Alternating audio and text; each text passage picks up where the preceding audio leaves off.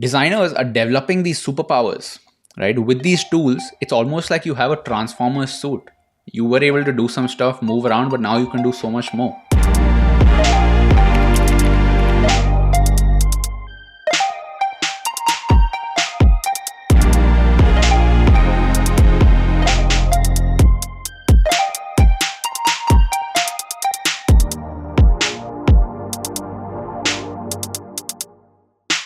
What are the roles that a UI UX designer takes on in their career?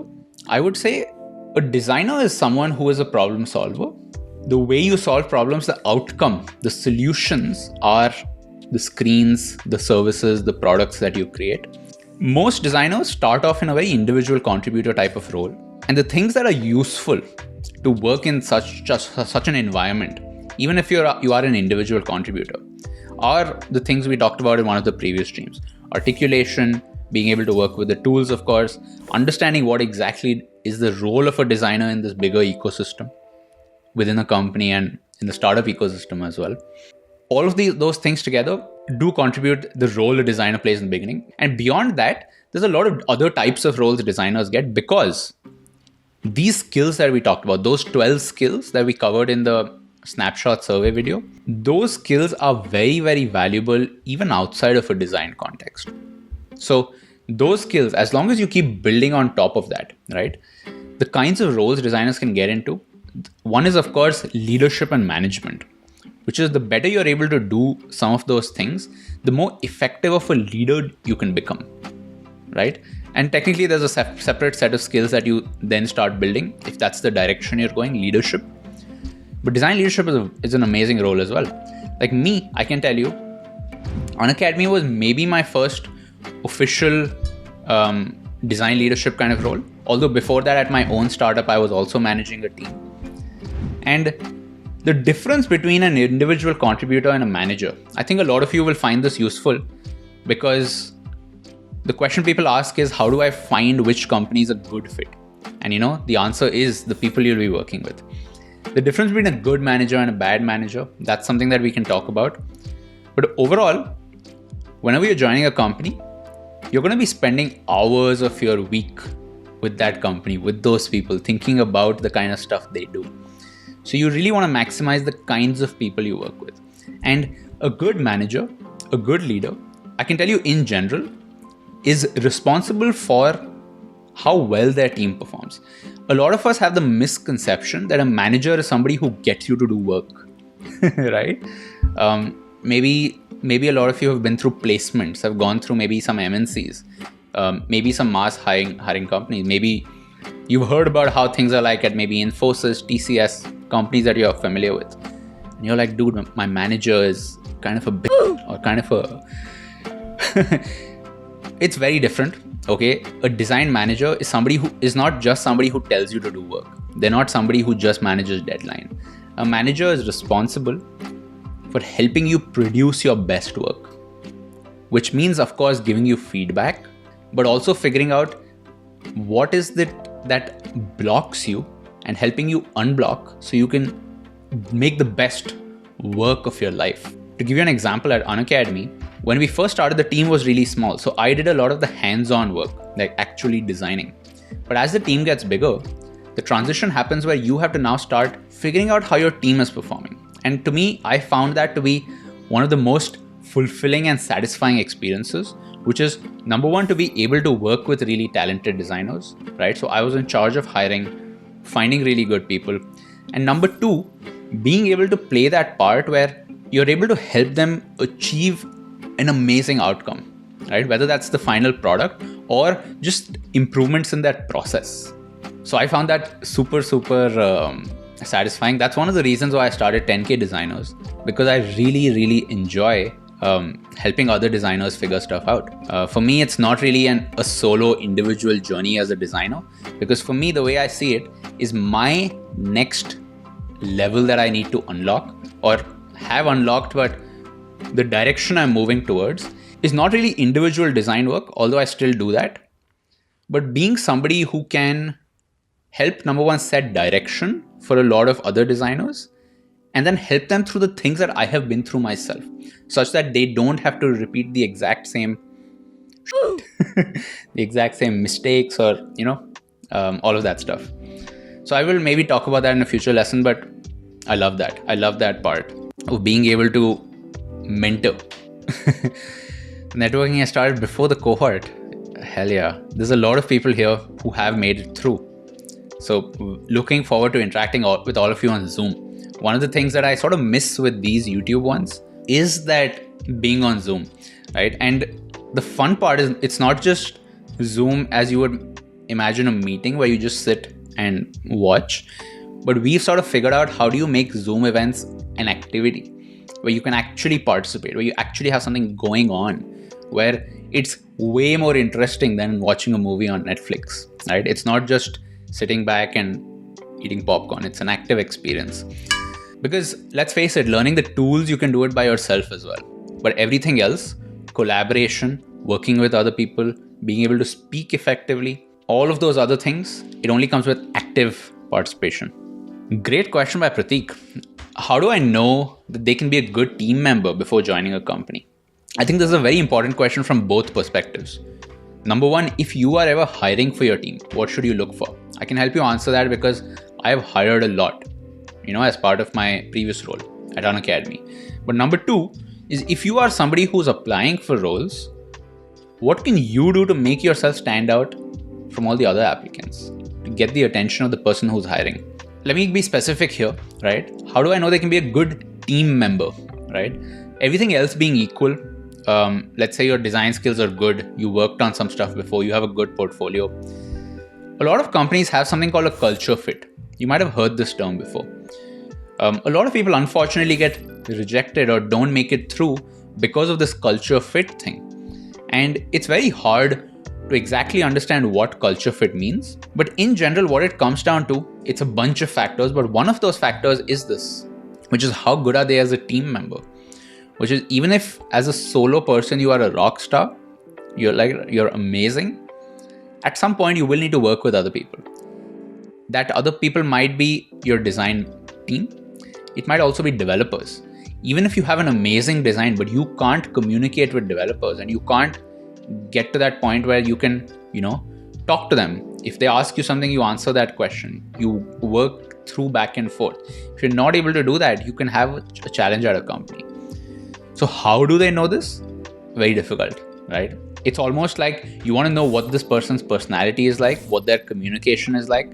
And of course, if they've done this before, that's the clearest signal, right?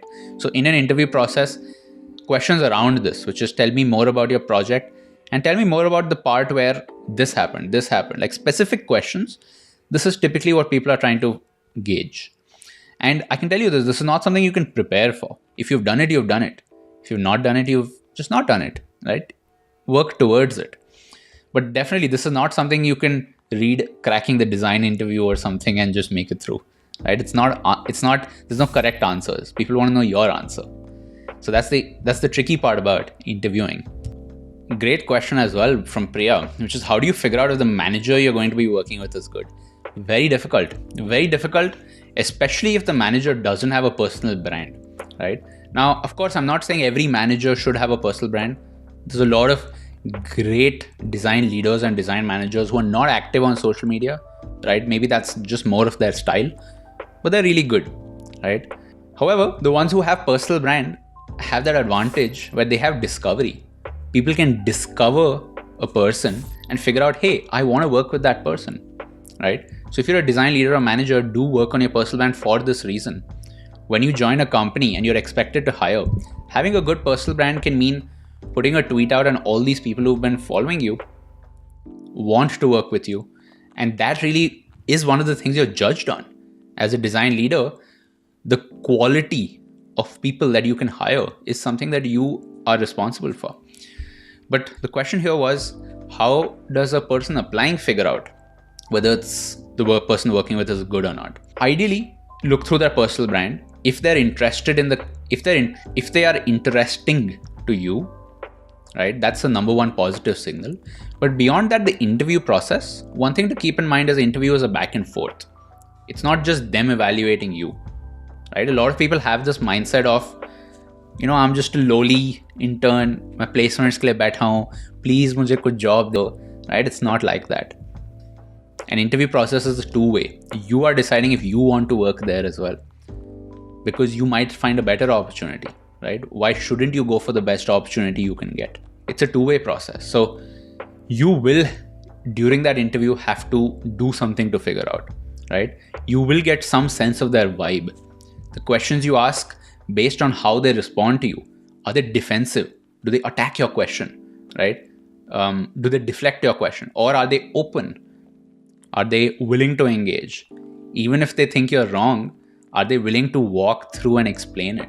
I can't give you a solid answer for how you do this. You just have to do it. But these are some of the things that you should be looking for. And ideally, you want a manager who doesn't try to control you, like micromanage, like do this, do exactly this. But somebody who gives you a direction saying, explore in that direction, I give you some freedom, and the feedback will help you set this out. But I want you to explore. I want you to figure this out, right? Somebody who gives you that room to explore would be a really good manager. But it's very hard to find this out. To wrap it up, personal brand is one, the interview process is another, and the third, the very simple one that most people do not do, reference check, right? You as somebody who's joining a company should reference check the company. You should reference check the team. You should try to speak to other people who have worked with that person, with that manager, and maybe the team as well. So it doesn't need to be some solid, heavy process, but just speak to someone, right? And maybe outside the interview process, maybe through cold DMing or through a personal reference. The way I've seen this happen typically is, since we have a lot of mentors who are at some of these big companies, right? So for example, whatever, I'm not going to take names, but since we have a bunch of people who are at these amazing companies, they probably have in their past worked at other companies too. So one of the reasons we're so focused on the alumni part of what we're doing is eventually, or rather it's already happening, we want to get to a point where any company you want to join, you have somebody from 10K Designers who sort of works there. And you can just DM them saying, hey, how is it there? And not just that, but this is really useful for referrals. Something that people not too familiar with is some companies, or a lot of companies actually, offer referral bonuses if you can refer someone who's good. So we try to do that within the cohort a lot. Let's take this one. This is a little broad. How has product thinking evolved over the last 3 years? How far can the industry keep going? One thing we've realized, Shashank, is that the definition of what it is of what a designer is and what a designer does is changing at a rapid pace, right? The expectations, the kind of things they do is changing. So I can give you just one small example to talk about how this is changing. Webflow, right? Webflow, I can actually show you a real example of this as well. Because Webflow exists, designers are now able to create products and do the code as well, which is, it's a no-code tool. And now you might think no-code is more of a thing for side projects, for side hustles. But with no-code, you as a designer can now extend your abilities. You can do a lot more than you could with just design. So an example of this, I want to show you from Unacademy. This feature, for example, I think that is my hand and this is Chetan. This feature that we launched, this was sort of like a year in review type of feature. You see these animations, all of this stuff. This was actually designed in Figma, built without code in Webflow. And then what we were able to do was export that code, give it to the developers, and all they had to do was integrate. All they had to do was integrate where exactly this data comes from, integrating the APIs. So very interestingly, the future looks more and more full stack. The future looks more and more full stack, which is designers are developing these superpowers, right? With these tools, it's almost like you have a Transformers suit. You were able to do some stuff, move around, but now you can do so much more. So I'm very excited about that, because not just within companies, being able to, something like this, what exactly does it do? It doesn't take away work from developers. It just means that developers focus on other stuff. And of course, we can't do this for everything, right? Not entire products can be built with no code yet. Designers are getting super powerful. Let me just say that. Designers are getting way more OP than they ever were before. So I think what will happen is as designers become more full stack, they can do more things. A lot of them will start their own projects as well, their own side hustle, their own maybe SaaS, maybe some kind of tools that they build. And what that means overall for the industry is designers are able to exercise their creativity in multiple ways. Rather than just doing it for your company, you can now do these 3-4 things which become parallel streams of your income.